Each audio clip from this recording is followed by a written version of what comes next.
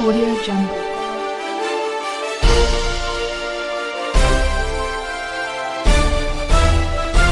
Audio Jungle. Audio Jungle.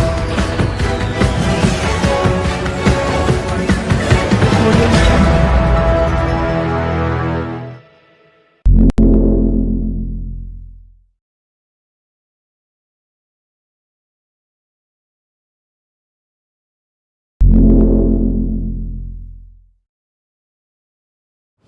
Hello everyone, once again welcome back to physics.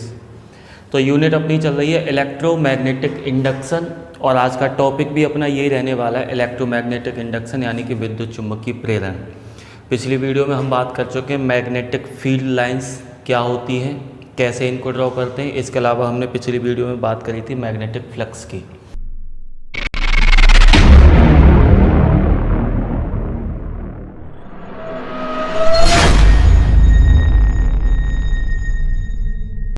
तो अब हम लेके चलते हैं इलेक्ट्रोमैग्नेटिक इंडक्शन यानी कि विद्युत चुम्बकीय प्रेरण।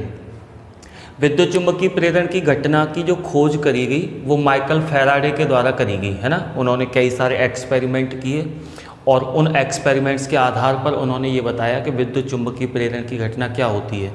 तो पहले हम इन्हीं प्रयोगों की एक बार बात कर लेते हैं, फैराडेज के एक्सपेरिमेंट जो हैं।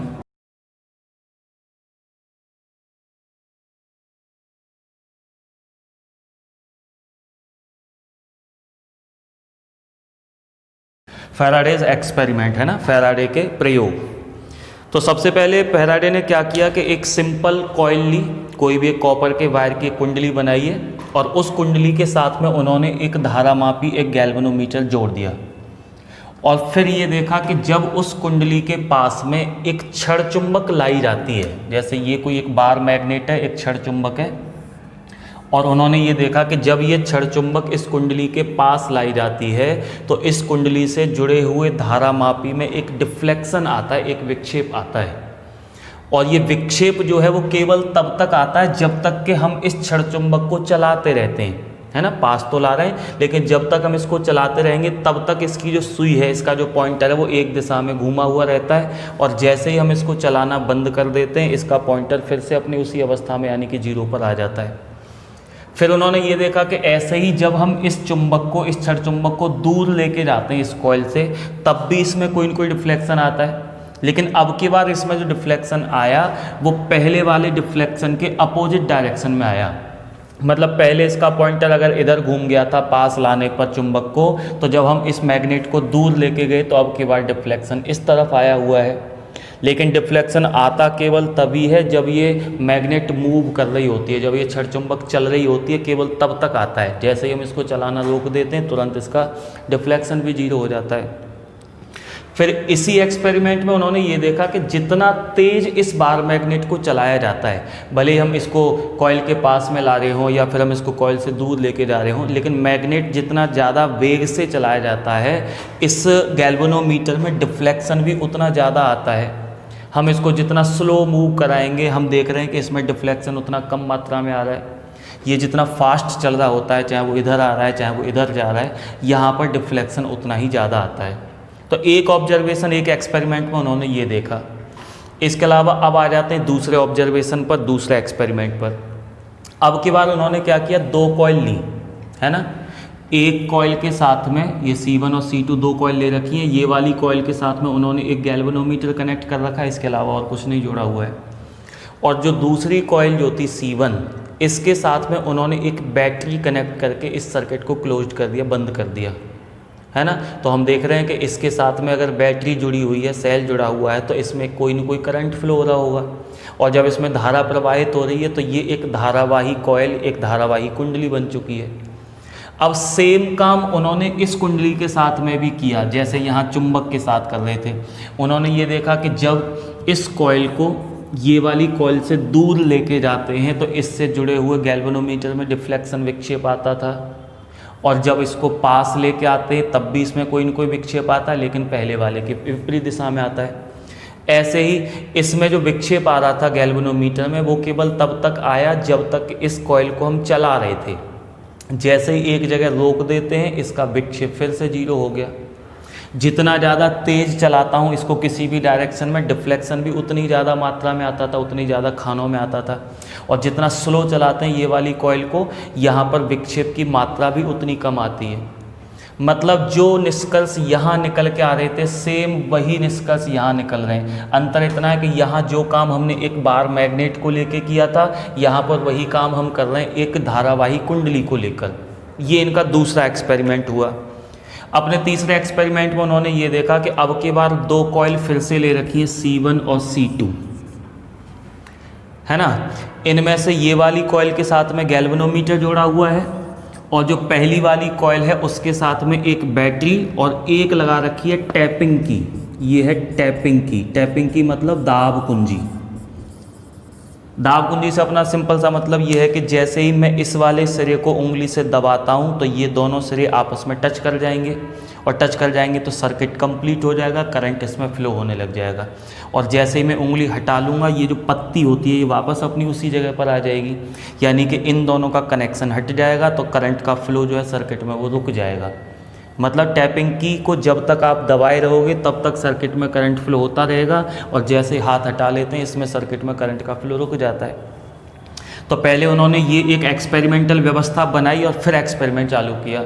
अब उन्होंने ये देखा कि जैसे ही उन्होंने पहली बार इस की को दबाया, है ना, जैसे ही पहली बार इस की को ऑन किया या दबाया, तुरंत इसमें एक विक्षेप आया, वो भी एक क्षण के लिए, यानी एक क्षणिक विक्षेप आया। यानी इसका पॉइंटर ऐसे करके गया एक डायरेक्शन में, तुरंत वापस जीरो पर आ गया। मैंने अभी तक इसको दबा के ही रखा हुआ है, लेकिन जब फर्स्ट टाइम इसको प्रेस किया था टैपिंग की को, तब इसमें ऐसे करके डिफ्लेक्शन आया, जीरो हुआ। हमने अभी भी इसको दबाए हुए है, लेकिन अभी भी इसमें विक्षेप नहीं आ रहा, केवल पहली बार आया था, वो भी एक क्षण के लिए। ठीक है ना। फिर जैसे ही इस पर से हाथ हटाया, अब की बार फिर से इसमें डिफ्लेक्शन आया एक क्षण के लिए, लेकिन अपोजिट डायरेक्शन में। यानी क्या हुआ था कि जब हमने फर्स्ट टाइम टैपिंग की को दबाया था, इसका जो पॉइंटर था वो एक सेकंड के लिए ऐसे गया, फिर वापस आ गया। और फिर जब तुमने थोड़ी देर बाद इससे हाथ हटाया, यानी कि धारा इसमें बहना जब बंद हो गई है, तो फिर से इसमें एक क्षण के लिए डिफ्लेक्शन आया, लेकिन फिर से वो जीरो हो गया। इसका मतलब इसमें डिफ्लेक्शन केवल तब आया था जब मैंने पहली बार इस की को दबाया था या फिर इससे हाथ हटाया था, इसको खोला था। यानी कि फर्स्ट टाइम जब इसमें करंट फ्लो होना स्टार्ट हुआ था तब इसमें डिफ्लेक्शन आया था, और फ्लो होता रहा तब कोई डिफ्लेक्शन नहीं आया। और जैसे ही करंट फ्लो होना बंद हो गया, जैसे ही धारा का प्रवाह रुक गया, इसका विक्षेप फिर से एक क्षण के लिए आया, जो फिर से जीरो हो गया। यानी इस बार केवल क्षणिक विक्षेप आता है, केवल दो बार आता है। एक बार जब धारा का बहना स्टार्ट होता है इस सर्किट में तब आता है, और जब धारा का बहना रुक जाता है तब इसमें एक बार विक्षेप आता था। तो ये 3 एक्सपेरिमेंट उन्होंने किए, और इन एक्सपेरिमेंट के आधार पर कुछ रिजल्ट, कुछ निष्कर्ष निकाले। अगर इन तीनों प्रयोगों को ध्यान से देखा जाए तो आपको पता चलेगा कि इन तीनों प्रयोगों में कोई चीज़ तो है जो कॉमन है। क्या कॉमन है वो एक बार हम ढूंढते हैं। देखो इधर आ जाते हैं कि सबसे पहले जब मैं इस मैग्नेट को इस कॉइल के पास में ला रहा था, या फिर मैं इसको कॉइल से दूर लेके जा रहा था, तब इसमें डिफ्लेक्शन आता था। तो एक्चुअल में जब हम इसको पास लाते थे या दूर ले जाते थे तो होता क्या था, इस कॉइल से होकर गुजरने वाले मैग्नेटिक फ्लक्स में, चुंबकीय फ्लक्स में परिवर्तन होता था। आप देखें अभी इस वाली पोजीशन में अगर हम काउंट करें तो 1 2 3 4 5 चुंबकीय क्षेत्र रेखाएं इस कॉइल से होकर गुजर रही हैं, है ना। तो इसमें से होकर कोई ना कोई फ्लक्स गुजर रहा है। और अगर मैं इसको थोड़ा सा आगे ले आता हूँ, अगर मैं इसको थोड़ा सा आगे बढ़ा लाता हूँ, तो ये वाली रेखाएं जो इसमें से अभी तक नहीं जा रही थी, इससे बाहर होके जा रही थी, वो भी इसके अंदर एंटर कर जाएंगी। तो जो रेखाओं की संख्या अभी 5 थी अब वो 7 हो जाने वाली है ना। तो इसका मतलब मैं कह सकता हूँ कि जब हम मैग्नेट को कॉइल के पास में लाते हैं तो कॉइल से गुजरने वाले मैग्नेटिक फ्लक्स में कुछ न कुछ वृद्धि होती है, बढ़ जाता है थोड़ा सा। ऐसे ही जब मैं इसको दूर लेके जाऊंगा तो जैसे ये वाली रेखाएं जो अभी तक इसके अंदर होके जा रही थी, लेकिन मैं इसको थोड़ा सा पीछे की तरफ सरका दूंगा तो ये भी इसके बाहर चली जाएंगी। अब अंदर केवल 3 बच जाएंगी, और पीछे सरका दूंगा तो ये दोनों भी बाहर से निकल जाएंगी, अब अंदर केवल 1 रह जाएगी। कहने का मतलब ये हुआ कि जब हम मैग्नेट को कॉइल के पास लाते हैं या फिर मैग्नेट को कॉइल से दूर लेके जाते हैं तो कॉइल से बद्ध मैग्नेटिक फ्लक्स में, चुंबकीय फ्लक्स में परिवर्तन होता है। अगर पास ला रहा हूँ तो फ्लक्स बढ़ता है और दूर ले जा रहा हूँ तो फ्लक्स घट रहा है। कैसे भी है, लेकिन परिवर्तन हो रहा है जब भी हम कॉइल मैग्नेट को जब आगे पीछे सरकाते हैं। तो यहाँ भी सेम यही काम हो रहा था कि जब मैंने इसमें कोई करंट फ्लो करा दिया है तो करंट फ्लो होने की वजह से क्या इसमें कोई ना कोई मैग्नेटिक फील्ड बनेगा। ये तो हम बहुत पहले पढ़ के आ रहे हैं कि जब भी किसी कुंडली में धारा प्रवाहित करवाई जाती है तो उसके अंदर कोई ना कोई चुंबकीय क्षेत्र बनता है। अगर सेंटर की बात करी जाए तो कितना बनता है, μ0 Ni/2r, ठीक है ना, जहाँ n उसमें फेरों की संख्या है, r क्या है, उसकी रेडियस है। तो जब इस कॉइल में कुछ धारा प्रवाहित होने लग जाएगी ऐसे करके, तो इस करंट की वजह से इस कॉइल के अंदर कोई न कोई चुंबकीय क्षेत्र बनेगा, जिसको मैंने इस तरह की चुंबकीय क्षेत्र रेखाओं के द्वारा दिखा रखा है। यानी इस कुंडली के अंदर कुछ न कुछ चुंबकीय क्षेत्र रेखाएं बनी हैं और उन रेखाओं में से कुछ रेखाएं हैं जो आगे वाली कुंडली से होकर भी जा रही हैं। अब अगर मैं इस वाली कॉइल को मान लो पीछे की तरफ सरकाता हूँ तो ये वाली दोनों रेखाएं जो अभी तक अंदर जा रही थी वो बाहर निकल आएंगी, यानी कि फ्लक्स घट जाएगा। और अगर मैं आगे लेके जाता हूँ तो जो बाहर होके जा रही थी वो भी इसके अंदर एंटर कर जाएंगी, यानी कि फ्लक्स बढ़ जाएगा। तो जो यहाँ मैग्नेट के साथ में हो रहा था, ये यहाँ पे धारावाही कुंडली के साथ में भी सेम वही काम हो रहा है कि जब हम इसको आगे पीछे सरकाते हैं तो हम ये देख रहे थे कि मैग्नेटिक फ्लक्स में परिवर्तन हो रहा है। तो पहले वाले एक्सपेरिमेंट में या पहले वाले ऑब्जर्वेशन में भी हम यही देख रहे थे कि कॉइल से गुजरने वाले मैग्नेटिक फ्लक्स में परिवर्तन हो रहा था। यहाँ भी हम वही काम देख रहे हैं कि यहाँ भी मैग्नेटिक फ्लक्स में परिवर्तन हो रहा है जब हम इसको आगे पीछे सरकाते हैं। तो अब आ जाते हैं उनके तीसरे परीक्षण पर। अब की बार क्या देखा था हमने कि जब पहली बार टैपिंग की को दबा दिया था तो इसमें एक क्षणिक विक्षेप आया था, एक मोमेंट के लिए विक्षेप आया था जो तुरंत जीरो हो गया था। आपने बेशक इसको दबा के रखा हुआ है लेकिन अब इसमें कोई डिफ्लेक्शन नहीं आ रहा है। और फिर इस पर से हाथ हटाया था तो फिर से विपरीत दिशा में एक मोमेंट के लिए विक्षेप आया था और वो फिर से जीरो हो गया था। तो एक्चुअल में होता क्या है कि जब तक मैंने इसको ऑन नहीं किया है, जब तक कुंजी को दबाया ही नहीं है, तब तक इसमें कोई करंट फ्लो नहीं हो रहा है। और कोई करंट फ्लो नहीं हो रहा है तो कोई मैग्नेटिक फील्ड, चुंबकीय क्षेत्र भी नहीं बन रहा है। और कोई चुंबकीय क्षेत्र नहीं बन रहा है तो इसके अंदर होके कोई भी चुंबकीय क्षेत्र रेखा भी नहीं जा रही है। और जब कोई चुंबकीय क्षेत्र रेखा बनाई ही नहीं है इस वाली कॉइल ने, तो इस वाली कॉइल से होकर भी कोई न कोई चुंबकीय क्षेत्र रेखा नहीं गुजर रही है। यानी कि मैं कह सकता हूँ कि इस कॉइल से गुजरने वाला मैग्नेटिक फ्लक्स जो है अभी तक वो कितना है, वो जीरो है। और जैसे ही मैंने इस की को ऑन किया, अब इसमें कोई न कोई करंट फ्लो होने लग जाएगा। कब? जब हम इसको ऑन कर देंगे। अब इसमें कोई न कोई करंट फ्लो होने लग गया है। करंट फ्लो होगा तो इसके अंदर इस तरह का एक मैग्नेटिक फील्ड बन जाएगा, यानी कि मैग्नेटिक फील्ड लाइन बन जाएंगी कुछ ऐसी। और जब इस तरह की मैग्नेटिक फील्ड लाइन इस कॉइल ने बनाई होंगी तो उनमें से कुछ मैग्नेटिक फील्ड लाइन ऐसी भी होंगी जो इस कॉइल से भी होकर जा रही होंगी, सेम इस तरीके से। इसका मतलब जो इसमें से पहले फ्लक्स जीरो था अब उसकी कोई न कोई वैल्यू आएगी, अब वो जीरो नहीं होगा। तो मैं कह सकता हूँ फ्लक्स बढ़ गया। इसमें से पहले कितना जा रहा था, की को ऑन करने से पहले, दबाने से पहले कितना फ्लक्स था, जीरो।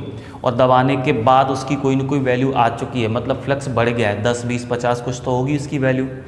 तो फ्लक्स बढ़ा, तो यहाँ फ्लक्स बढ़ा है तो हम देख रहे हैं कि इसमें विक्षेप आया था उस टाइम पे। और फिर मैं जब लगातार दबाए रखता हूँ इसको, तब फिर क्यों नहीं इसमें डिफ्लेक्शन आ रहा है। तो हम ये देख रहे हैं कि जब हम इसको लगातार दबाए रखते हैं तो इसमें जो करंट फ्लो हो रहा होगा वो तो कांस्टेंट होगा। जैसे मान लो स्टार्टिंग में इसमें जीरो करंट फ्लो हो रहा था तो फ्लक्स भी जीरो था। फिर मैंने जब ये वाली की को ऑन किया था तो इसमें सपोज करिए 5 एम्पियर करंट फ्लो होने लग गया है। उसकी वजह से इसके अंदर कोई ना कोई मैग्नेटिक फील्ड बन गया, जो भी बनना था। लेकिन जब इसको मैं दबाए रहूँगा तो इसमें करंट जो फ्लो हो रहा है वो भी सेम रहेगा, 5 एम्पियर।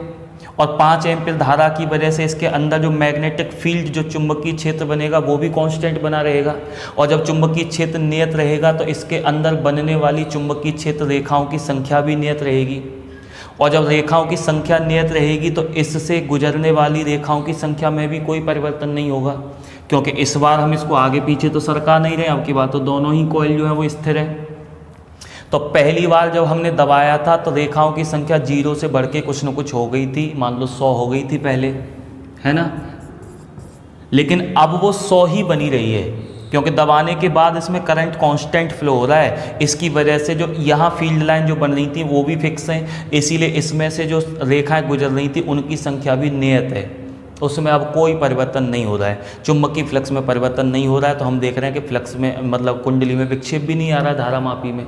वो जीरो बना हुआ है। लेकिन अब फिर मैंने क्या किया कि जैसे ही टैपिंग की को छोड़ा, है ना, जैसे ही वो ऐसे करके वापस अपनी उसी अवस्था में जब आ जाएगी तो यहाँ सर्किट टूट गया, यानी कि करंट का फ्लो होना बंद हो गया। अब इसमें कोई धारा प्रवाहित नहीं होगी, और जब धारा का प्रवाह रुक गया तो इसके अंदर चुंबकीय क्षेत्र भी जीरो। चुंबकीय क्षेत्र जीरो तो सारी रेखाएं खत्म, है ना, कोई चुंबकीय क्षेत्र ही नहीं है तो रेखाओं भी नहीं रहेंगी।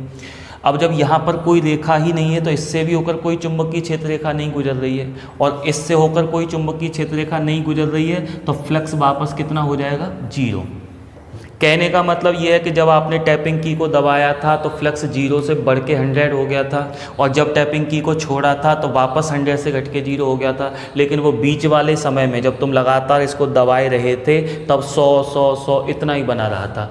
परिवर्तन केवल 2 बार हुआ, एक बार पहली बार दबाते समय और एक बार छोड़ते समय, है ना। की को जैसे हमने छोड़ा तो फिर से 100 से जीरो हो गया, पहली बार दबाया था तो जीरो से 100 हो गया था। तो इन तीनों ही एक्सपेरिमेंट्स में हमने क्या चीज़ कॉमन देखी है, एक चीज़ कॉमन देखी है कि तीनों ही एक्सपेरिमेंट में मैग्नेटिक फ्लक्स चेंज हो रहा है, चुंबकीय फ्लक्स में परिवर्तन हो रहा है ना। यहाँ यहाँ यहाँ जिन जिन कॉइल के साथ में हमने धारा मापी जोड़ा हुआ था उन सब कॉइल से गुजरने वाले चुंबकीय फ्लक्स में परिवर्तन हो रहा है तीनों ही एक्सपेरिमेंट में। तब हमें देखने को ये मिलता था कि यहाँ यहाँ और तीनों में ही कुछ न कुछ डिफ्लेक्शन आता था। अब ज़रा ये सोचते हैं कि ये डिफ्लेक्शन किस वजह से आ रहा होगा। हमें पता है ना कि धारा मापी में गैल्वेनोमीटर में डिफ्लेक्शन कब आता है, जब उसमें कोई न कोई करंट फ्लो होता है। अब इसमें अगर डिफ्लेक्शन आया है तो इसका मतलब इनमें कोई न कोई करंट फ्लो हुआ होगा। अब करंट फ्लो किसकी वजह से होता है, करंट फ्लो होता है विभवांतर यानी कि पोटेंशियल डिफरेंस की वजह से। जैसे सिंपल एक बैटरी का काम होता है कि बैटरी का जो विद्युत वाहक बल होता है या सेल का जो विद्युत वाहक बल होता है ईएमएफ, उस ईएमएफ की वजह से सर्किट में कोई न कोई करंट फ्लो होता है। ईएमएफ ही तो विभवांतर है ना, यानी कि कोई भी जो बैटरी है या कोई भी सेल है उसके दोनों टर्मिनल के बीच में अगर उससे कोई करंट हम नहीं ले रहे हैं तो दोनों टर्मिनल के बीच का जो विभवांतर होता है उसको हम ईएमएफ बोलते हैं। तो जिस तरह से सेल ईएमएफ लगाता था और उसकी वजह से सर्किट में करंट फ्लो होता था, यहाँ भी इन परिपथों में भी कुछ ऐसे ही धारा प्रवाहित हो रही है। मतलब मैं कह सकता हूँ कि जब इन धारा मापियों में कोई विक्षेप आ रहा है तो इसका मतलब सर्किट में कोई न कोई करंट फ्लो हुआ होगा, और सर्किट में वो करंट किसने फ्लो करवाया होगा, ईएमएफ ने। और वो ईएमएफ कहाँ प्रेरित हुआ होगा, किसकी वजह से उत्पन्न हुआ होगा। हम ये देख रहे हैं कि इन तीनों ही घटनाओं में, तीनों ही प्रयोगों में जब जब इन कुंडलियों से गुजरने वाले फ्लक्स में परिवर्तन हुआ है तब तब इसमें धारा प्रवाहित हुई है, क्योंकि तब तब हमें विक्षेप मिल रहा था। तो इसका मतलब ये हुआ कि किसी भी कॉइल से, जो फैराडे ने लास्ट में जो निष्कर्ष निकाला वो ये निकाला कि किसी भी कॉइल से गुजरने वाले मैग्नेटिक फ्लक्स में जब चेंज होता है ना, किसी भी कुंडली से गुजरने वाले चुंबकीय फ्लक्स में जब परिवर्तन होता है तो उन्होंने ये बताया कि उस कुंडली में एक विद्युत वाहक बल उत्पन्न हो जाता है, प्रेरित हो जाता है। उसे हम बोलते हैं प्रेरित ईएमएफ यानी कि इंड्यूस्ड ईएमएफ। सही है ना। कब इंड्यूस्ड ईएमएफ आया है इसमें, कि जब इससे गुजरने वाले मैग्नेटिक फ्लक्स में परिवर्तन हुआ है तो इसमें एक ईएमएफ, एक विद्युत वाहक बल यानी कि एक विभवांतर उत्पन्न हो जाता है, प्रेरित हो जाता है, और उस ईएमएफ की वजह से इस सर्किट में एक करंट फ्लो होने लग जाता है ना, और उस करंट की वजह से इसमें विक्षेप आता था। तो फाइनली इन सारे एक्सपेरिमेंट से हम 2 या 3 निष्कर्ष निकाल सकते हैं। पहला निष्कर्ष हम ये देख रहे हैं कि जब बार मैग्नेट, छड़ चुंबक और कुंडली के मध्य आपेक्षिक गति होती है तो इस कुंडली में एक विद्युत वाहक बल प्रेरित हो जाता है। आपेक्षिक गति में क्यों कह रहा हूँ, सोचो अगर ये दोनों एक साथ एक ही डायरेक्शन में चलने लग जाएं, ये कॉइल और ये मैग्नेट, अगर दोनों एक साथ एक ही तरफ चलने लग जाते तो फिर कॉइल से गुजरने वाले मैग्नेटिक फ्लक्स में कोई चेंज ही नहीं होता फिर तो, है ना। तो इसीलिए मैग्नेटिक फ्लक्स में चेंज केवल तब होगा जब इन दोनों के बीच में आपेक्षिक गति होगी। या तो इसको रोककर इसको चलाओ या फिर मैग्नेट को रोककर कॉइल को चलाएं इधर या उधर। अगर मैं इसको भी स्थिर करके इसको चलाना स्टार्ट करूंगा ना, अगर मैं इसको इधर ले जाता हूं तो फ्लक्स में परिवर्तन होगा यानी कमी होगी, और अगर मैं इसको इधर लाने लग जाता हूं तो फ्लक्स कुछ न कुछ बढ़ने लग जाएगा। कहने का मतलब यह है कि जब जब मैग्नेट और कॉइल के बीच में आपेक्षिक गति होगी, रिलेटिव मोशन होगा, तब इनमें से गुजरने वाले फ्लक्स में परिवर्तन होता है। पहला हमने निष्कर्ष ये देखा, इसको नोट कर लेते हैं। क्या है? रिलेटिव मोशन जब जब होगा इनके बीच में, तब हम ये देख रहे हैं कि इस कॉइल से गुजरने वाले मैग्नेटिक फ्लक्स में परिवर्तन होगा। तो चेंज इन मैग्नेटिक फ्लक्स। तो पहला निष्कर्ष हमने ये देखा कि जब जब कुंडली और मैग्नेट के बीच में आपेक्षिक गति होती है तो कुंडली से गुजरने वाले चुंबकीय फ्लक्स में परिवर्तन होता है। दूसरा प्रेक्षण या दूसरा निष्कर्ष इस प्रेक्षण से हमें क्या मिल रहा है? हम ये देख रहे हैं कि जब कुंडली से गुजरने वाले चुंबकीय फ्लक्स में परिवर्तन हुआ था तभी तो धारामापी में कोई न कोई विक्षेप आया था। इसका मतलब यह है कि कुंडली में विद्युत वाहक बल प्रेरित कब होता है? तब होता है जब इससे गुजरने वाले चुंबकीय फ्लक्स में परिवर्तन हुआ। सोचो जब क्या हुआ था, जब हमने इसको रोक दिया था, जैसे ही इसको रोका था क्या विक्षेप 0 हो गया था? इसका मतलब उस समय सर्किट में कोई धारा प्रवाहित नहीं हो रही थी। इसका मतलब उस समय कॉइल में कोई न कोई विद्युत वाहक बल प्रेरित ही नहीं हुआ था। कब नहीं हुआ था? जब चुंबक को हमने रोक दिया था। इसका मतलब तब इससे गुजरने वाले फ्लक्स में ही परिवर्तन नहीं हो रहा था।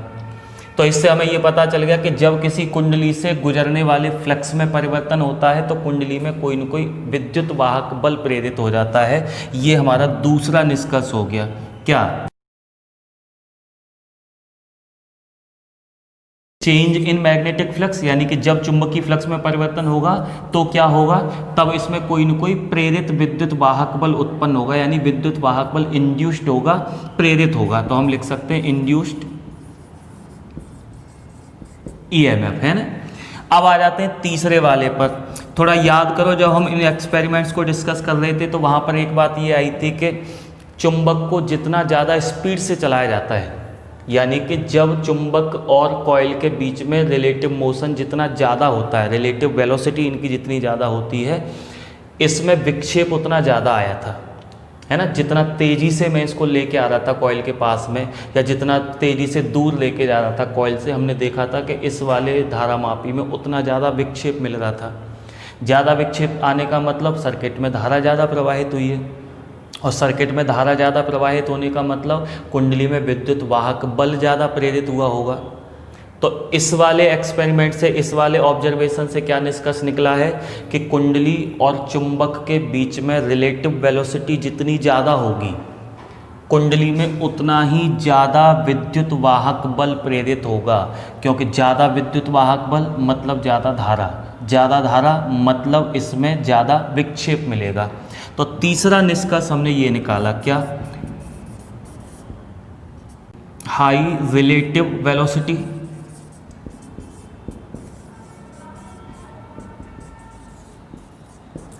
तो हाई इंड्यूस्ड ईएमएफ, यानी कि जितनी रिलेटिव वेलोसिटी ज़्यादा होगी उतना ही विद्युत वाहक बल ज़्यादा मात्रा में इसमें प्रेरित होगा। मैं एक बार इन निष्कर्षों को दोबारा से रिपीट कर दूं कि कुंडली और चुंबक के बीच में जब कोई आपेक्षिक गति होती है ना, जब भी कोई आपेक्षिक गति होती है, आपेक्षिक गति से मतलब या तो दोनों अपोजिट डायरेक्शन में चलें, या फिर दोनों ऐसे करके चल के आए एक दूसरे की तरफ, या एक को रोककर दूसरे को चलाओ, या फिर दूसरे को रोककर पहले को चलाओ, या फिर दोनों एक ही डायरेक्शन में चल रहे हैं तो फिर अलग अलग वेलोसिटी से चलें, है ना। यानी कि कहने का मतलब ये है कि इन दोनों के बीच की डिस्टेंस बदलनी चाहिए। इन दोनों के बीच की दूरी में अगर परिवर्तन हो रहा है तो मैं कह सकता हूँ इनके बीच में कोई ना कोई आपेक्षिक गति हो रही है। तो जब जब कॉइल और मैग्नेट के बीच में आपेक्षिक गति होती है तब तब कॉइल से गुजरने वाले मैग्नेटिक फ्लक्स में परिवर्तन होता है ना।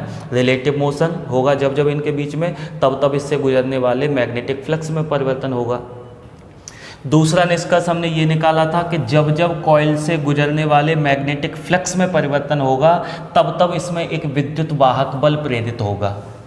और तीसरा निष्कर्ष ये निकाला कि अगर कुंडली किसी क्लोज्ड सर्किट में, किसी बंद परिपथ में जुड़ी हुई है तो उसकी वजह से इसमें कोई न कोई धारा प्रवाहित होने लग जाती है। ये तो दूसरा ही था। तीसरा निष्कर्ष हमने ये निकाला था कि जितनी ज़्यादा रिलेटिव वेलोसिटी होगी इन दोनों के बीच में, यानी कि एक को रोककर जब हम दूसरे को चलाते हैं तो जितने ज़्यादा तेज़ी से चलाएंगे, दोनों की आपेक्षिक गति जितनी ज़्यादा होगी, इसमें उतना ही ज़्यादा मात्रा में विद्युत वाहक बल प्रेरित होगा।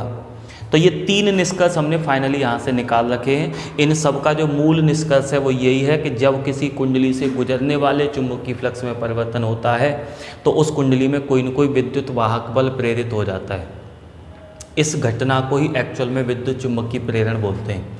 किस घटना को? कि कोई भी कॉइल से गुजरने वाले चुंबकीय फ्लक्स में परिवर्तन के कारण उस कुंडली में विद्युत वाहक बल प्रेरित हो जाने की जो घटना है ना, इस घटना को ही बोला जाता है विद्युत चुंबकीय प्रेरण। और अगर वो कुंडली किसी बंद परिपथ में जुड़ी है तो उसी विद्युत वाहक बल की वजह से उसमें कोई न कोई धारा भी प्रवाहित होने लग जाती है, या मैं कह सकता हूँ धारा प्रेरित हो जाती है, उसको हम प्रेरित धारा बोलते हैं। तो ये सारी बातें तो हो गई कि विद्युत चुंबकीय प्रेरण क्या है और फैराडे के क्या क्या एक्सपेरिमेंट्स थे। अब हम आ जाते हैं एक बार फैराडेज लॉ पर, है ना। फैराडे ने क्या नियम दिया?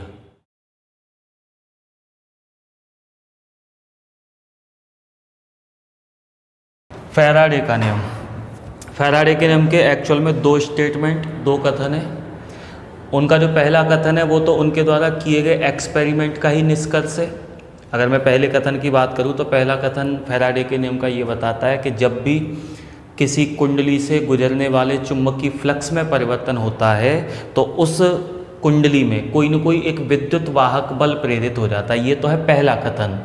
दूसरा कथन हमें उस प्रेरित होने वाले विद्युत वाहक बल का परिमाण, उसका मैग्नीट्यूड बताता है। यानी कि कुंडली में विद्युत वाहक बल प्रेरित तो हो जाता है लेकिन उसकी मात्रा कितनी होती है। तो इसके लिए दूसरे वाले कथन में फैराडे ने ये बताया कि किसी भी कुंडली में प्रेरित होने वाला विद्युत वाहक बल जो है वो उस कुंडली से गुजरने वाले चुंबकीय फ्लक्स में परिवर्तन की दर के बराबर होता है। अगर मैं प्रेरित होने वाले ईएमएफ को एप्सिलॉन से प्रदर्शित करूं और ऐसा मान के चलो कि कुंडली से dt समय में और इतना चुंबकीय फ्लक्स जो है वो परिवर्तित हो जाता है, गुजर तो रहा है लेकिन dt समय में कुंडली से गुजरने वाले चुंबकीय फ्लक्स में इतना चेंज, इतना परिवर्तन हो जाता है। तो फैराडे के सेकंड कथन के अनुसार हम कह सकते हैं epsilon is equals to d∅b upon dt। यानी कि कुंडली में प्रेरित विद्युत वाहक बल जो है वो उस कुंडली से गुजरने वाले चुंबकीय फ्लक्स में परिवर्तन की दर के बराबर होता है। लेकिन ध्यान रहे ये जो फॉर्मूला अभी तक लिखा हुआ है ये ऐसे लूप के लिए लिखा हुआ है, ऐसी कुंडली के लिए जिसमें केवल एक ही फेरा है। अगर किसी कुंडली में फेरों की संख्या n है तो हर फेरे में इतना इतना विद्युत वाहक बल प्रेरित होगा, तब मैं लिख सकता हूँ टोटल एप्सिलॉन बराबर n d∅b upon dt। Actual में ये फैराडे का नियम हो गया, है ना। तो फैराडे के जो नियम है उसके 2 कथन। पहला कथन हमें बताता है कि जब भी किसी कॉइल से गुजरने वाले मैग्नेटिक फ्लक्स में परिवर्तन होता है तो उसमें कोई न कोई विद्युत वाहक बल प्रेरित हो जाता है। और दूसरा कथन हमें बताता है कि विद्युत वाहक बल कितनी मात्रा में प्रेरित होता है। तब उन्होंने ये बताया कि किसी भी कुंडली में प्रेरित होने वाला विद्युत वाहक बल उससे गुजरने वाले चुंबकीय फ्लक्स में परिवर्तन की दर के बराबर होता है। अब आ जाते हैं लेंज लॉ पर। लेंज का नियम। लेंज का नियम जो है वो काफ़ी इंटरेस्टिंग है। फैराडे का नियम जैसा कि आपको पता है, फैराडे का नियम हमें बताता है कि किसी भी कुंडली में ईएमएफ कितनी मात्रा में प्रेरित होगा, है ना। जो भी ईएमएफ इंड्यूस्ड होता है किसी कॉइल में, फैराडे का नियम उसका मैग्नीट्यूड, उसका परिमाण बताता है कितना प्रेरित होगा। और लेंज का जो नियम है वो हमें बताता है कि जो विद्युत वाहक बल प्रेरित हुआ है या उस विद्युत वाहक बल की वजह से सर्किट में जो करंट फ्लो होने लग जाता है, जो प्रेरित धारा प्रवाहित होती है किसी भी परिपथ में, इनकी दिशाएं किस तरफ होंगी, है ना। फैराडे का नियम हमें परिमाण बताता है विद्युत वाहक बल का और लेंज का नियम हमें इनकी डायरेक्शन बताता है, प्रेरित धारा और प्रेरित विद्युत वाहक बल की दिशा किस तरफ होगी। यहाँ विद्युत वाहक बल की दिशा से मेरा मतलब है कि कॉइल का कौन सा सिरा नेगेटिव और कौन सा सिरा पॉजिटिव टर्मिनल का काम करेगा। क्योंकि हम देख रहे हैं ना कि इस परिपथ में किसी प्रकार का कोई भी सेल, कोई भी बैटरी नहीं लगी है, लेकिन फिर भी इसमें धारा प्रवाहित होने लग जाती है। किसकी वजह से? विद्युत वाहक बल के प्रेरित हो जाने की वजह से। तो ये कॉइल ही उस समय एक तरह से स्रोत का काम करने लग जाती है, जैसे कि बैटरी है, जैसे कि सेल है। तो फिर इसका कौन सा सिरा नेगेटिव होगा, है ना, बैटरी की तरह, और कौन सा पॉजिटिव होगा, वो बताता हमें लेंज का नियम। तो लेंज ने भी क्या है कि मैग्नेट और कॉइल को लेके बहुत सारे एक्सपेरिमेंट किए और उन एक्सपेरिमेंट्स के आधार पर फिर फाइनली इन्होंने एक नियम दिया। इन्होंने ये बताया कि किसी भी कुंडली में जो प्रेरित धारा होती है या जो प्रेरित ईएमएफ होता है, इनकी दिशाएं इस प्रकार होती हैं कि ये सदैव उसी कारण का विरोध करते हैं जिस कारण से ये खुद उत्पन्न हुए हैं, है ना। जब भी किसी कुंडली से गुजरने वाले फ्लक्स में परिवर्तन होता है तो उसमें कोई न कोई ईएमएफ प्रेरित हो जाता है और उसकी वजह से कोई न कोई धारा प्रेरित हो जाती है परिपथ में। ये तो फैराडे ने बता दिया था। लेंज ने बताया कि इनकी दिशाएं कैसी होंगी, तो उन्होंने ये बताया कि विद्युत वाहक बल या फिर धारा की दिशाएं इस प्रकार होती हैं कि ये हमेशा उसी रीजन का, उसी कारण का विरोध करती हैं जिस कारण ने इनको खुद बनाया है। अब जैसे मैं कोई भी एक एग्जाम्पल में ले लूँ कि इसमें जो धारा प्रवाहित हुई है वो किसकी वजह से प्रवाहित होने लग गई थी, इसमें जो प्रेरित धारा प्रवाहित हो रही थी वो किसकी वजह से प्रवाहित हो रही थी, इसमें जो विद्युत वाहक बल प्रेरित हुआ था उसकी वजह से। और विद्युत वाहक बल किसकी वजह से प्रेरित हुआ था, इससे गुजरने वाले चुंबकीय फ्लक्स में परिवर्तन की वजह से। और चुंबकीय फ्लक्स में परिवर्तन क्यों हुआ था, क्योंकि मैं ये धारावाही कुंडली को पास में लेके आ रहा था, या फिर अगर मैग्नेट है तो मैग्नेट को पास ला रहा था या फिर दूर लेके जा रहा था। तो मैग्नेट को पास या दूर लाने की वजह से इसमें ईएमएफ प्रेरित हुआ है और उस प्रेरित ईएमएफ की वजह से इसमें धारा प्रवाहित होने लग गई है। तो लेंज का नियम ये कह रहा था कि ये ईएमएफ या ये प्रवाहित होने वाली धारा हमेशा उस कारण का विरोध करेंगी जिस कारण से ये खुद उत्पन्न हुई है। हम एक एग्जाम्पल लेके चलते हैं। देखो ऐसे समझो कि मान लो मैंने ये तो एक कॉइल ले रखी है इस तरह से, है ना, और इस कॉइल के साथ में मैंने एक गैल्वेनोमीटर जोड़ रखा है, ये वाला, ये एक धारामापी हो गया। और ये एक मैग्नेट है, एक बार मैग्नेट है, एन पोल, ये इधर एस पोल। और मैं क्या कर रहा हूँ, इस बार मैग्नेट को इसके पास ला रहा हूँ, कॉइल की तरफ लेके आ रहा हूँ मैं इसको। तो इसमें धारा प्रवाहित होने लग जाएगी। क्यों प्रवाहित होने लग जाएगी, क्योंकि जब मैं इसको पास लाऊंगा तो इससे गुजरने वाले चुंबकीय फ्लक्स में वृद्धि होगी, यानी परिवर्तन होगा। और चुंबकीय फ्लक्स में परिवर्तन के कारण इसमें ईएमएफ प्रेरित हो जाएगा और उस ईएमएफ की वजह से, क्योंकि ये कॉइल बंद परिपथ में जुड़ी है, तो उस प्रेरित ईएमएफ की वजह से इसमें धारा प्रवाहित होने लग जाएगी। अब लेंज का नियम कह रहा था कि इसमें जो धारा प्रवाहित होगी वो उस कारण का विरोध करेगी जिसने इस धारा को बनाया है। ये धारा किसने बनाई है, ईएमएफ ने। ईएमएफ किसने बनाया, फ्लक्स में परिवर्तन होने की वजह से बना। फ्लक्स में परिवर्तन क्यों हुआ, क्योंकि मैं इस चुंबक को पास ला रहा था। तो मूल कारण क्या है धारा के प्रवाहित होने का, इस सर्किट में प्रेरित धारा उत्पन्न होने का, प्रवाहित होने का जो मूल वजह है वो क्या है, चुंबक का कॉइल के पास आना। कि ना तो चुंबक पास लाते, ना फ्लक्स में परिवर्तन होता, ना ईएमएफ प्रेरित होता और ना इस सर्किट में करंट फ्लो होता। तो करंट फ्लो होने का जो मेन रीजन है वो ये है चुंबक का इसके पास आना। तो फिर इस परिपथ में, इस कुंडली में धारा, प्रेरित धारा की दिशा ऐसी होगी लेंज के नियम के अनुसार कि वो इसके पास आने का विरोध करेगी, उस कारण का विरोध करती है प्रेरित धारा हमेशा जिस कारण से ये उत्पन्न हुई है। ये किस कारण से इस परिपथ में धारा प्रवाहित हुई है, चुंबक के पास आने की वजह से। तो अब हमें इस परिपथ में धारा की दिशा कुछ इस तरह दिखानी है कि वो धारा इसके पास आने का विरोध करे। अब धारा तुम्हें पता है ना कि जब किसी कुंडली में धारा प्रवाहित होती है तो कुंडली के दोनों सिरे एन और एस ध्रुव का काम करने लग जाते हैं। अगर मैं ये चाहता हूँ कि ये वाली चुंबक के पास आने का विरोध हो तो उसके लिए ये जरूरी है कि इस कुंडली का इधर मेरी तरफ वाला जो सिरा है वो काम करे एन पोल का, और दूसरी तरफ वाला जो सिरा है वो एस पोल का काम करे। जो कॉइल में आपको चित्र में दिखा रहा हूँ वो ऐसे करके रखी हुई है, यूँ करके, है ना। तो एक सिरा मेरी तरफ होगा, जैसे ये कॉइल है, एक सिरा मेरी तरफ और एक दूसरी तरफ है। और इधर से मैं चुंबक को लेके जा रहा हूँ इधर, क्योंकि चुंबक का एन ध्रुव इधर चल रहा है तो सामने जो कॉइल का जो पहला वाला सिरा है वो भी एन होना चाहिए। क्यों होना चाहिए, क्योंकि धारा को चुंबक के पास आने का विरोध करना है, मूल कारण का विरोध करना है जिससे ये उत्पन्न हो रही है। ये चुंबक के चलने से, अचुंबक के इधर जाने से उत्पन्न हो रही है। तो चुंबक को इधर आने से रोकना है उस धारा को, और चुंबक को इधर आने से तब रोका जा सकता है या विरोध तब किया जा सकता है जब इधर भी एन ध्रुव बन जाए, क्योंकि एन को रिपल करेगा, प्रतिकर्षित करेगा। तो ये एन जब इस एन को प्रतिकर्षित करेगा तो फिर चुंबक के इधर आने का विरोध होने लग गया है, अब सामने से जब प्रतिकर्षण हो रहा है तो कहने का मतलब कि कॉइल का इधर वाला सिरा एन ध्रुव होना चाहिए, उधर अपने आप ही एस बन जाएगा। इधर वाला एन ध्रुव कब बनेगा, अगर मैं कॉइल को ऐसे कर दूंगा तो इधर वाला सिरा एन ध्रुव तब बनेगा जब इसमें जो करंट है वो एंटी क्लॉकवाइज फ्लो होने लग जाए, ऐसे। हमें पता है ना, ये तो हम पहले ही पढ़ चुके हैं कि जब भी किसी कॉइल को सामने से देखने पर उसमें अगर करंट एंटी क्लॉकवाइज फ्लो हो रहा है ना, तो सामने वाला सिरा एन ध्रुव का काम करता है, दूसरा एस ध्रुव का। और सामने से देखने पर अगर धारा दक्षिणावर्त क्लॉकवाइज प्रवाहित हो रही है तो सामने वाला एस ध्रुव का काम करता है, पीछे वाला एन ध्रुव का काम करता है।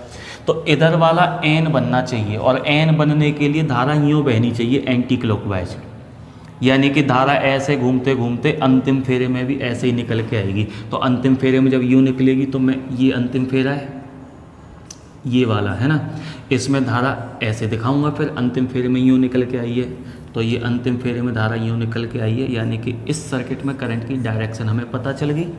तो लेंज का नियम हमें करंट की डायरेक्शन बताता है। कैसे बताता है वो पूरी मैकेनिज्म हम यहाँ देख चुके हैं। उनका कहना केवल ये था कि करंट की डायरेक्शन तुम सर्किट में इस तरह से दिखाओ या बनाओ कि वो उन कारणों का विरोध करने लग जाए धारा या ईएमएफ जिन कारणों से वो खुद उत्पन्न हुआ था। तो हमें पता है कि ये जो धारा उत्पन्न हुई है ना, वो चुंबक के इधर आने की वजह से उत्पन्न हुई है। तो कैसे भी करके इस धारा को चुंबक के इधर आने से रोकना है या फिर उसका विरोध करना है, रोक पाए या ना रोक पाए। और विरोध तब हो पाएगा जब यहाँ एन पोल बनेगा, क्योंकि एन को प्रतिकर्षित करेगा। और यहाँ एन तब बनेगा जब इधर वाले सिरे को देखने से इसमें धारा एंटी क्लॉकवाइज हो, है ना। तो इधर से धारा यूँ आ रही है, तो इसलिए मैंने एंटी क्लॉकवाइज धारा यूँ दिखा रखी है। आप ये मत देखना कि ये एंटी क्लॉकवाइज है, ये जो कॉइल है वो ऐसे रखी हुई है यहाँ पर, तो उसमें धारा एंटी क्लॉकवाइज है। इत्तेफाक से ये भी आपको एंटी क्लॉकवाइज ही दिख रही है, ये वाली। इसके अलावा और भी हम थोड़ी अलग अलग सिचुएशन देख सकते हैं। जैसे मान लो कॉइल ऐसी है, लेकिन अब की बार मैं मैग्नेट की सिचुएशन थोड़ी सी इसमें बदल देता हूँ। सपोज करो ये एस पोल है इसका इस बार, और ये एन पोल है ना। और अब की बार मैं मैग्नेट को इधर चला रहा हूँ।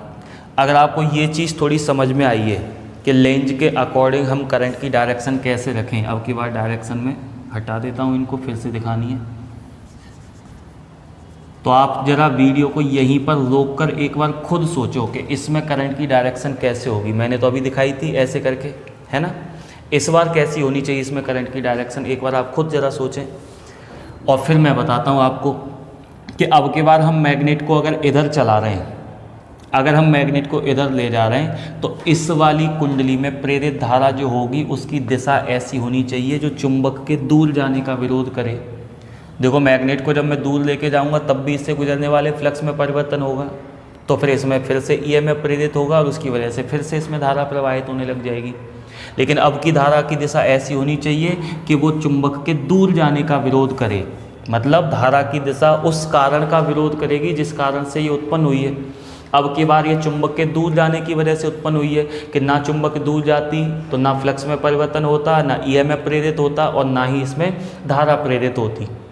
तो अब की बात सोचो, अगर इस चुंबक के दूर जाने का अगर विरोध करना है, यानी कि अगर ये धारा इसको दूर जाने से रोकना चाहती है, तो उसके लिए अब की बार इधर बनना चाहिए एन ध्रुव, पहले की तरह। इस बार क्यों एन बनना चाहिए? क्योंकि एन एस को आकर्षित करेगा, अट्रैक्ट करेगा, और आकर्षित करने का मतलब है दूर जाने का विरोध है ना। ये एन इस एस को अपनी तरफ खींचेगा, तो फिर इसका इधर आने का विरोध होने लग गया क्योंकि ये इसको अपनी तरफ खींच रहा है। तो इधर एन बनाना है इस बार, और ये एस रहना है, तो धारा की दिशा फिर से वही हो जाएगी, एंटी क्लॉकवाइज ही है ना। तो अब की बार करंट ऐसे फ्लो होगा पहले की तरह ही। इसके अलावा और ज़रा सिचुएशन देखें कि मान लो मैं फिर से आपको ये एक कॉइल दिखा रहा हूँ इस तरह से, जिसके साथ में हमने एक गैल्वेनोमीटर लगा रखा है ये, और ये मैग्नेट, ये इसका एन पोल और ये इसका एस पोल है, और इस बार मैं ऐसे चला रहा हूँ इसको। अब ज़रा देखो कि इसमें करंट की डायरेक्शन कैसी होनी चाहिए। अब की बार मैग्नेट दूर जा रही है, तो इसमें जो धारा है उसकी दिशा ऐसी होनी चाहिए जो इसके दूर जाने का विरोध करे, और इसके दूर जाने का विरोध तब होगा जब कॉइल और मैग्नेट के बीच में अट्रैक्शन हो, और अट्रैक्शन तब होगा जब यहाँ पर एस पोल बने, इधर एन, एस इस एन को आकर्षित करेगा तो दूर नहीं जाने देगा या फिर जाने का विरोध करेगा। यहाँ अगर धारा की दिशा अगर तुम्हें क्लॉकवाइज दिखानी है, क्योंकि एस ध्रुव तभी तो बनेगा, तो क्लॉकवाइज का मतलब ऐसे घूम रही है धारा यूँ, तो इधर से धारा यूँ जा रही है, तो अब की बार मैं ऐसे दिखाऊंगा करंट, यूँ, फिर ऐसे, फिर ऐसे, फिर ऐसे, ठीक है ना। तो करंट अब की बार ऐसे करके फ्लो होने लग गया। तो लेंज के नियम से हमें पता चल जाता है कि प्रेरित धारा की दिशा कैसी होगी। बस तुम तो ये ध्यान रखो कि प्रेरित धारा की दिशा बनाते समय फिगर में हमेशा ये चीज़ सोचो कि क्या करें कि इसके अगर ये पास आ रही है तो पास आने का विरोध हो, और अगर दूर जा रही है तो फिर दूर जाने का विरोध हो।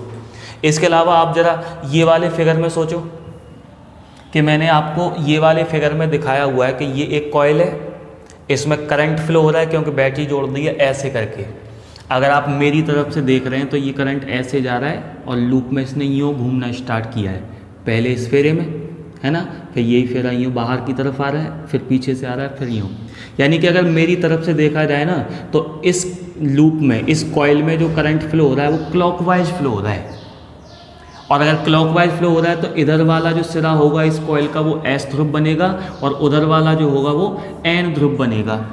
अब तो मैं ये देखना है कि सामने वाले सर्किट में, ध्यान रहे मैं इस कॉइल को इधर सरका रहा हूँ इधर, तो सामने वाले सर्किट में जो करंट प्रेरित होगा, जो धारा प्रेरित होगी, उसकी दिशा कैसी होगी। तो अब की बार इसकी दिशा ऐसी होनी चाहिए, इस वाले परिपथ में धारा की दिशा ऐसी होनी चाहिए जो इस वाली कुंडली के इधर आने का, यानी कि दूर जाने का विरोध करे। और दूर जाने का विरोध तब होगा जब ये वाला सिरा, इस कुंडली का मेरी तरफ वाला सिरा एस ध्रुव बन जाए, क्योंकि एस इस एन को तभी तो आकर्षित कर पाएगा। और ये एस ध्रुव कब बनेगा, अगर ये एस है तो उधर वाला एन होगा। ये एस ध्रुव तब बनेगा जब इधर से देखने पर धारा इसमें क्लॉकवाइज प्रवाहित हो। तो इसका मतलब ऐसे जाके यूँ आए, है ना, ऐसे गई है धारा, फिर यूँ आई है, फिर यूँ आई है, फिर ऐसे करके, इसका मतलब इसमें करंट की डायरेक्शन यूँ हो गई। एक कन्फ्यूजन अपने दिमाग में और मत पाल लेना कि पहली वाली कॉइल में जो धारा की दिशा होती है दूसरी वाली में भी सेम होगी। देखो पहली वाली कॉइल में मैंने धारा ऐसे दिखा रखी है ना पहले वाले परिपथ में, तो दूसरे वाले परिपथ में भी आप ऐसे मत कहते ना, सेम ही होती है। अगर सोचो मैं ये डायरेक्शन इधर न लेकर इधर लेता, यानी कि कॉइल को इस वाली कॉइल से दूर ना ले जाकर पास में ला रहा होता, तो इस बार क्या होता, ये तो ऐसे रहता ही रहता क्योंकि करंट की डायरेक्शन तो वही है। बस मैंने कुंडली को इधर ना चलाकर अब की बार इधर चलाया है, तो इधर एस और इधर एन तो बनेंगे ही बनेंगे। लेकिन अब की बार कुंडली इस वाली कुंडली के पास आ रही है, तो पास आने का विरोध होना है। ध्यान रखें, धारा हमेशा उस कारण का विरोध कर रही है जिससे उत्पन्न हो रही है। तो कुंडली या चुंबक पास आएगी तो पास आने का विरोध करेगी, वो दूर जाएगी तो दूर जाने का भी विरोध करेगी। इसीलिए अब की बार धारा की दिशा कैसी होनी चाहिए इसमें, क्योंकि पास आने का विरोध करना है। पास आने का विरोध तब होगा जब इनके दोनों कॉइल के बीच में प्रतिकर्षण हो, और प्रतिकर्षण होने के लिए यहाँ बनना चाहिए एन ध्रुव।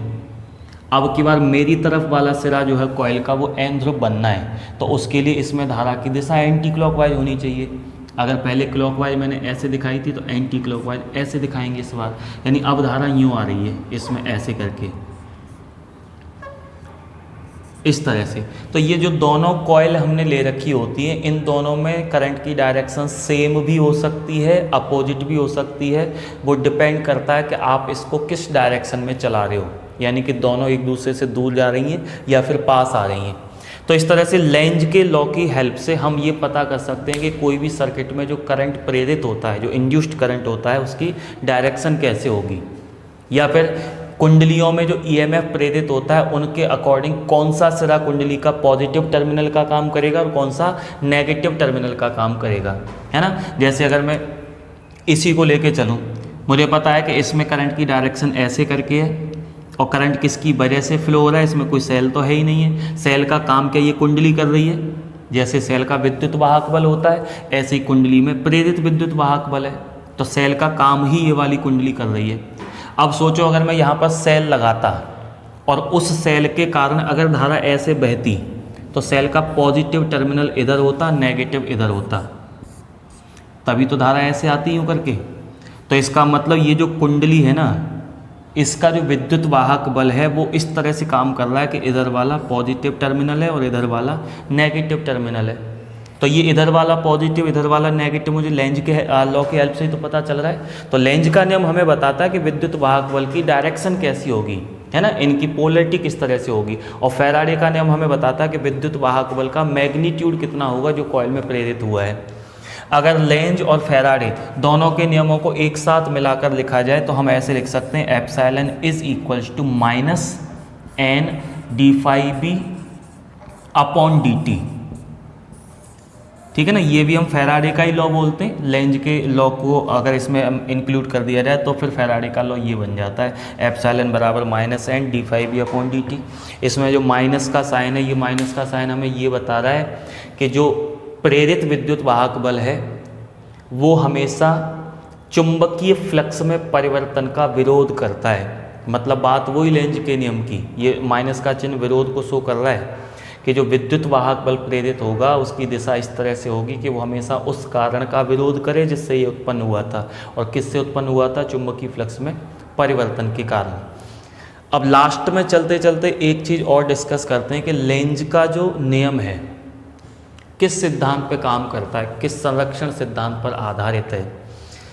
आप ज़रा यहाँ देखिए कि ये वाला जो सर्किट है या फिर ये वाला है, ये है, इनमें से किसी भी सर्किट में हमने किसी प्रकार का कोई एनर्जी सोर्स नहीं जोड़ा हुआ है, ना तो कोई सेल है, ना कोई बैटरी है, ना इस प्रकार की और कोई सप्लाई है। लेकिन फिर भी इनमें करंट फ्लो हो रहा है, और इनमें करंट फ्लो होने का मतलब इनमें कोई न कोई इलेक्ट्रिक एनर्जी फ्लो हो रही है, विद्युत ऊर्जा प्रवाहित हो रही है परिपथों में। और ऊर्जा संरक्षण सिद्धांत क्या कहता है कि ऊर्जा ना तो उत्पन्न हो रही है ना फिर नष्ट हो सकती है, केवल एक फॉर्म से दूसरी फॉर्म में चेंज हो सकती है।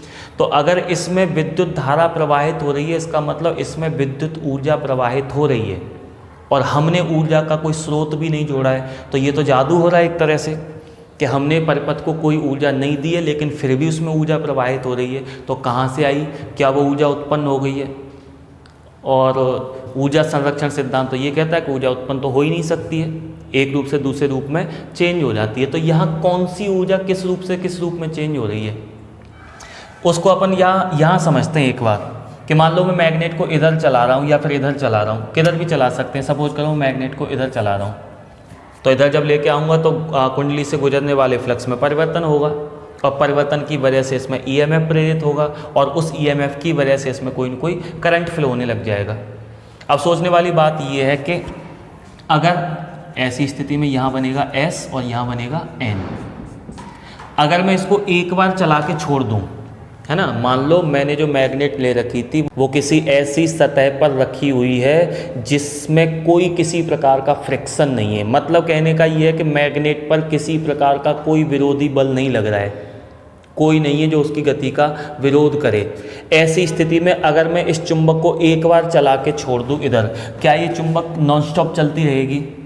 तो हम देख रहे हैं कि बेशक इस पर किसी प्रकार का कोई बाह्य विरोधी बल नहीं है, लेकिन जब ये चुंबक इस तरफ चलना स्टार्ट कर देगी तो इससे गुजरने वाले फ्लक्स में परिवर्तन होगा, उसकी वजह से ईएमएफ प्रेरित होगा, उसकी वजह से सर्किट में करंट फ्लो होने लग जाएगा, और वो करंट इसके पास आने का विरोध करने लग जाएगा। लेंज का नियम।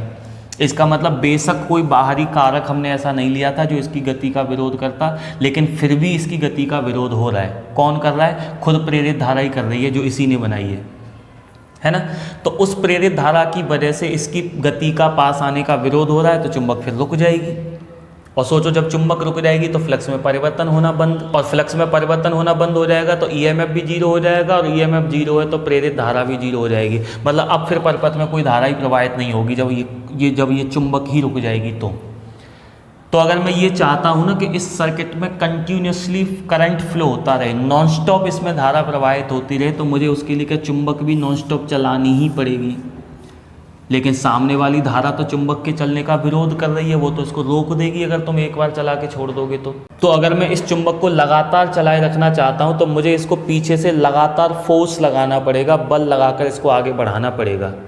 और अगर मैं इसको बल लगाकर आगे विस्थापित कर रहा हूँ तो इसका मतलब मुझे इसको चलाने में कुछ न कुछ कार्य करना पड़ रहा है, यानी कि मेरी खुद की कुछ न कुछ एनर्जी इसको चलाने में वेस्ट हो रही है। और हम जितनी ऊर्जा खर्च कर रहे हैं ना इसको आगे चलाने में या पीछे चलाने में, वही ऊर्जा इस परिपथ में विद्युत ऊर्जा के रूप में संचित हो जाती है। तो हम जो देख रहे थे ना कि इस सर्किट में किसी प्रकार का कोई एनर्जी सोर्स, कोई ऊर्जा का स्रोत नहीं है, फिर भी इसमें ऊर्जा प्रवाहित हो रही है। तो वो ऊर्जा कहाँ से आ रही है? वो ऊर्जा यहाँ से आ रही है। चुंबक को चलाने में हमें कुछ न कुछ कार्य करना पड़ता है, और वो कार्य करते हैं वही इसमें विद्युत ऊर्जा के रूप में संचित हो जाता है। तो इस आधार पर मैं ऐसा कह सकता हूँ कि जो लेंज का नियम है फिर वो ऊर्जा संरक्षण सिद्धांत पर आधारित है।